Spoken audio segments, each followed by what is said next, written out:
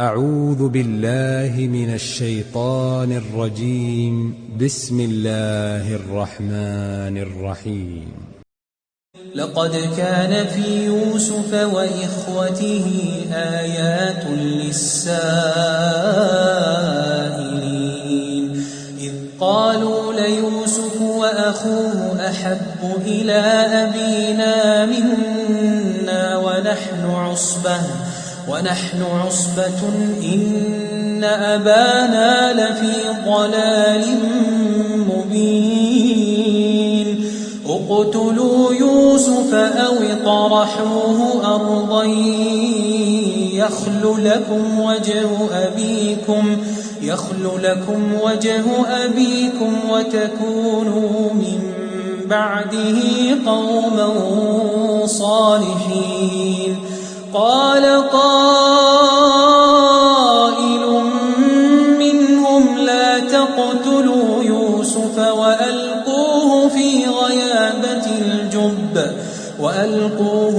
غيابة الجب يلتقطه بعض السيارة إن كنتم فاعلين.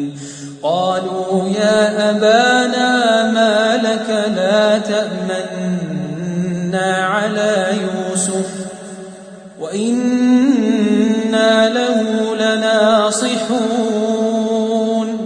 أرسله معنا غدا يرتع ويلعب وإنا له لحافظون.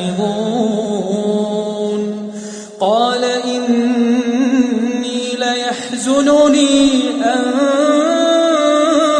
تذهبوا به وأخاف أن يأكله الذئب وأنتم عنه غافلون.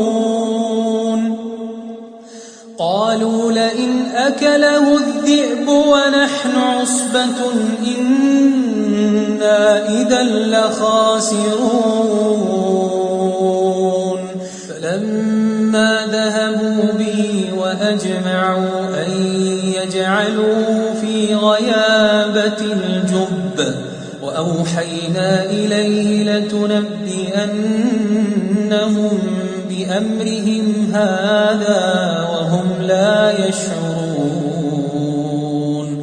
وجاءوا أباهم عشاء يبكون.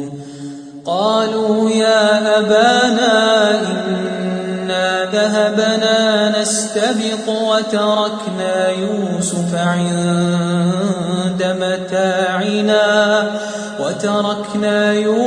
عند متاعنا فأكله الذئب وما أنت